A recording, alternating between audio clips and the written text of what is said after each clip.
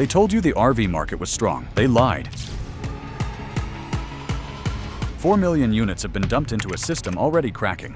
Dealer lots are jammed, floor plan loans are bleeding cash, and repossession yards are filling faster than anyone expected. Families who bought the dream are trapped in rigs worth tens of thousands less than they owe. So why are the so-called experts silent? Who really pays the price? And what happens if you're trying to buy or sell right now? The avalanche of RVs. 4 million RVs just hit the market. This isn't normal. That is the number shaking an entire industry. Dealers expected a steady spring season, but instead wholesale shipments surged by double digits while retail sales stumbled. Picture endless rows of shiny new rigs, each one technically sold to a dealer, but sitting unsold on asphalt, baking under the sun. The pipeline is jammed. Every delivery truck unloading fresh inventory feels less like opportunity and more like a slow-motion avalanche burying showrooms under debt. This mismatch between shipments and real customer demand is the crack at the foundation. A dealer lot designed for 500 units may now be holding 700 or more. That extra 200 is not an asset, it is an anchor. Walk past the smiling banners and glossy brochures and you'll see the truth. Too many keys, not enough buyers. But behind those shiny rows of RVs lies a financial nightmare no dealer wants you to see.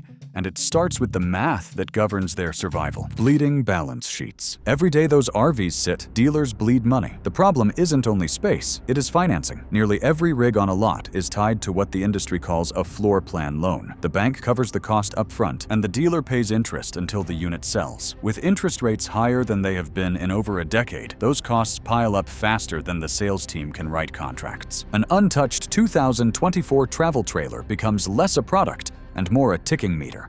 $100 here, another 100 there, and suddenly, the inventory is a liability draining thousands each month. For the big chains, it's a brutal squeeze. For small family-owned dealerships, it is survival on the edge of collapse. Managers know what this means. The older the model year, the sharper the discount they will eventually be forced to swallow. Yet even as they grit their teeth, a darker storm brews in the market they cannot control, the used side. And if you think that's bad, wait until you see what's happening to used values across the country. If you're finding this breakdown eye-opening, hit that subscribe button so more people can see what's really happening. And I want to hear from you. Are you thinking about buying or selling an RV this year? Drop your thoughts in the comments. Your story matters here. Used values in freefall. The used RV market isn't softening, it's collapsing. Owners who paid premium prices during the pandemic boom are now learning the meaning of negative equity. Units barely 2 or 3 years old are worth tens of thousands less than their outstanding loans. At wholesale auctions, the real barometer of value, prices have been slipping month after month. Dealers bidding against each other now hesitate, wary of taking on inventory they cannot flip without losing money. Repossession lots are filling. Families who stretched thin to chase the dream of life on the open road are mailing in keys they can no longer afford to keep. For every seller listing an RV online, 5 more are watching offers sink below what they still owe. What was once advertised as a rolling escape has become a financial trap, parked in driveways as a daily reminder of shrinking value. And manufacturers thought they were safe from this carnage, until Wall Street made clear that the storm was coming for them too. Manufacturers in trouble too. Even the giants are wobbling. When Winnebago warned investors of falling demand, its stock shed more than 1/3 of its value. Other brands quietly trimmed forecasts, signaling that the glut on dealer lots is bleeding back into the factories themselves. Suppliers who once ran overtime shifts are reporting order cutbacks. The production lines that powered the pandemic surge now idle. Workers waiting for directives that may never come. Manufacturers cannot easily pivot. Contracts with parts makers stretch months in advance, and warehouses are crammed with materials for units no one seems eager to buy. A slowdown at this level ripples outward.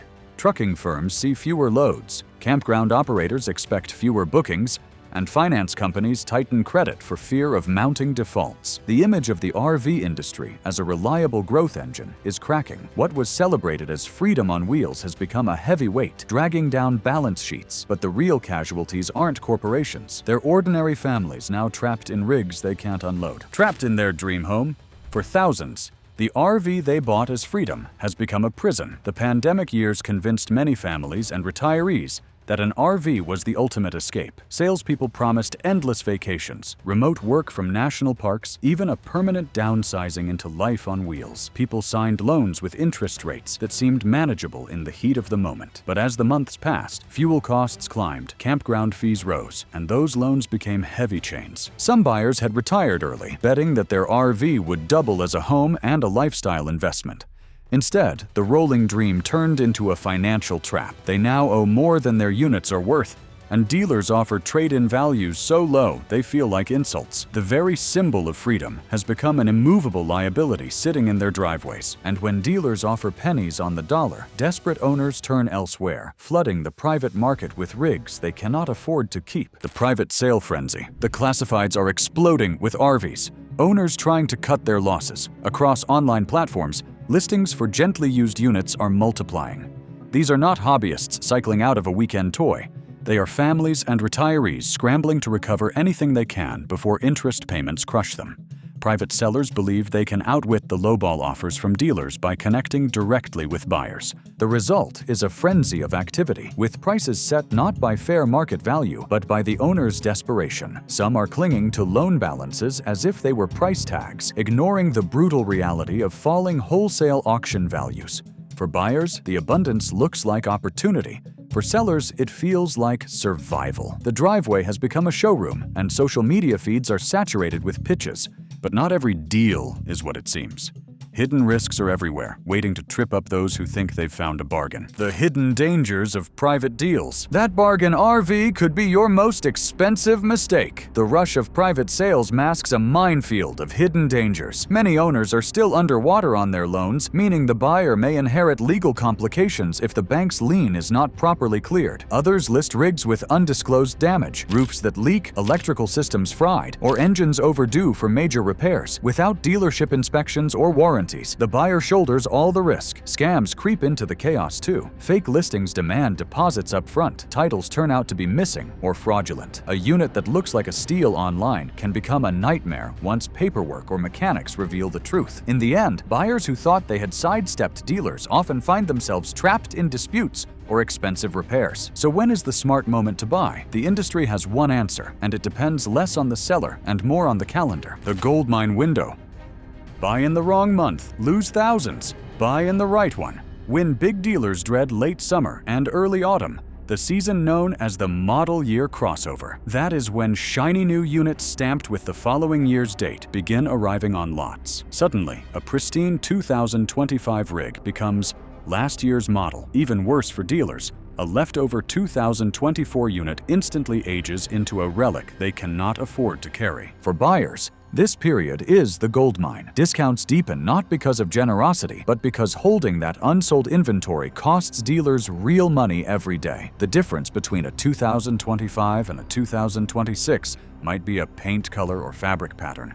Yet the price gap can stretch into the tens of thousands. Savvy buyers who wait until this window can capture the steepest deals. But timing isn't the only weapon. You can also play the map itself. And geography changes everything. America's split RV market. In one city, RVs fly off the lot. In another, they collect dust. That contrast is the strange reality of the current market. Dealers in booming areas, such as Texas border towns, are watching units disappear almost as quickly as they arrive, with retail activity rising by triple digits in some regions. Meanwhile, dealers in parts of the Southeast and Northeast sit on growing stockpiles, unable to attract buyers even with deep discounts. This divide has created two Americas of RV sales: hot zones flush with demand and cold zones suffocating under excess inventory. For consumers, the difference between those regions is not just trivia. It can mean thousands of dollars in price gaps for nearly identical rigs. A buyer's willingness to look outside their own zip code can transform frustration into opportunity. And that difference? It is a loophole buyers can exploit if they know how to navigate geography and timing together. Drive to save thousands. A few hundred miles could save you tens of thousands. That is the essence of geographic arbitrage in the RV world. Tools like nationwide listing sites allow shoppers to scan markets far from home, revealing patterns invisible at the local level. A 2025 fifth wheel that commands a premium in Dallas may be languishing unsold in Raleigh, where demand has collapsed. Smart buyers calculate the true cost of travel. Fuel, lodging, and time on the road might add up to several $100s, but the savings on the unit itself can dwarf those expenses. Some buyers report paying $15,000 less simply by purchasing in a weaker market 2 states away. In an industry where margins shift daily, being mobile is a weapon, but dealers are not blind to these tactics.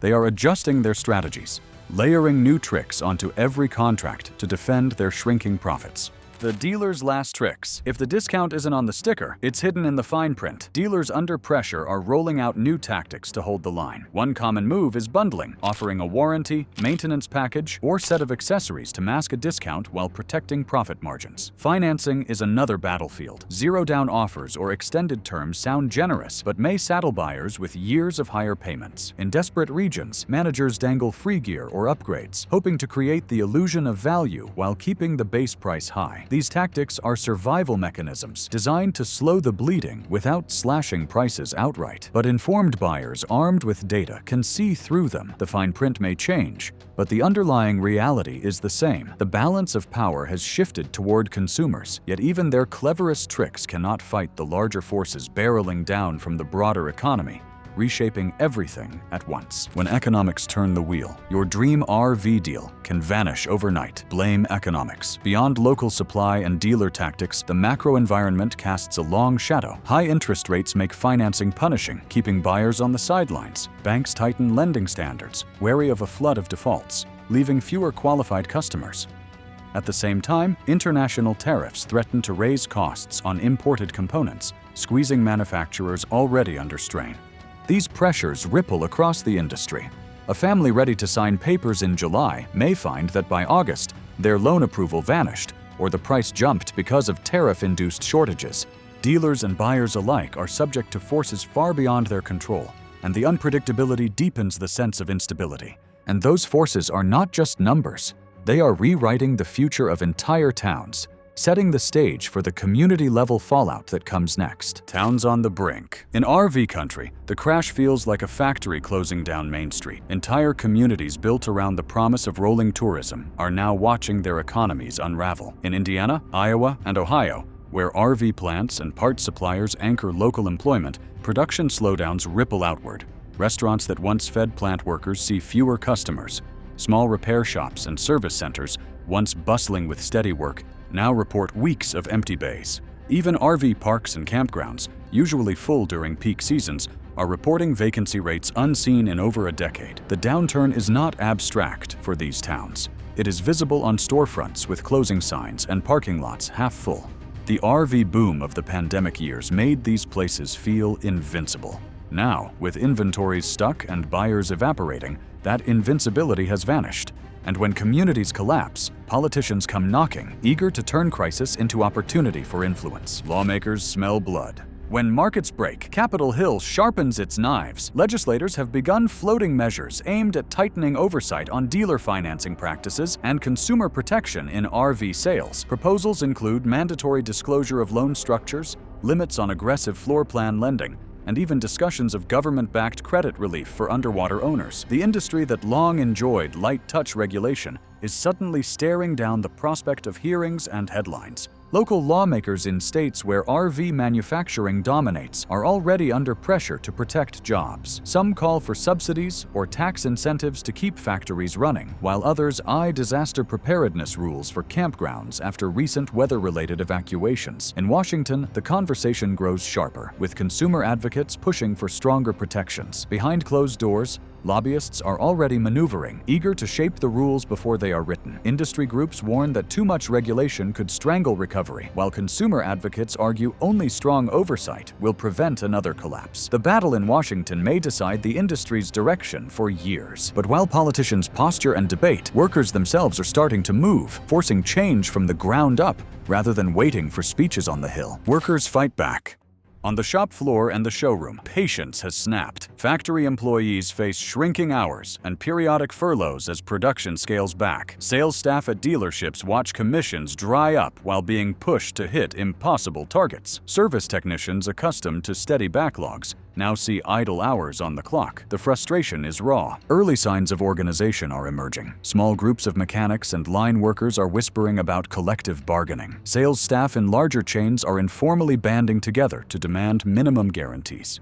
Even in towns where unions had little presence, the shock of collapsing paychecks has stirred a new conversation about solidarity. For many, the fight is less about ideology than survival, putting food on the table when the old promises of prosperity have evaporated. Some workers are already staging informal walkouts, leaving shifts early to draw attention to unsafe conditions and dwindling pay. Others are leveraging social media to broadcast their struggles, turning local grievances into national headlines. The growing visibility signals that the labor battle may escalate faster than company leaders anticipate.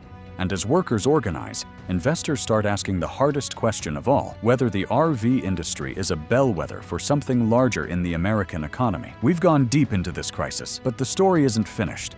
If you've stayed with me this far, you know how much this matters. Subscribe right now so you never miss the next update, because the great R-vee reset isn't slowing down, and neither should you. And the road ahead for everyone. This isn't just about R-vees, it's about the economy you live in. The collapse in values and sales reverberates far beyond dealerships. Credit markets reassess risk, raising costs for other vehicle loans. Insurance companies adjust premiums, wary of underwriting assets that shed value faster than expected. Investors who once poured money into recreational markets are rebalancing portfolios, wary that discretionary spending is drying up.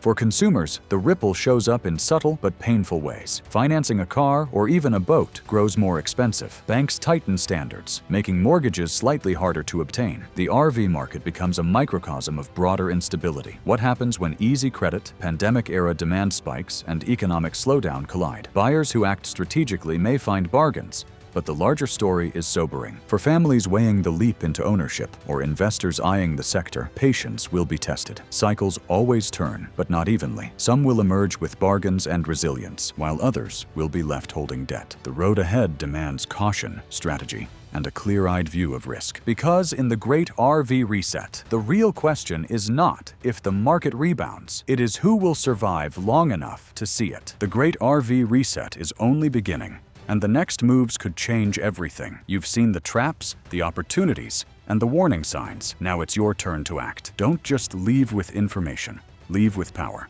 Tap subscribe, join this community, and stay ahead of the curve. Because the road ahead is uncertain, but together we can make sure you never drive blind into the storm.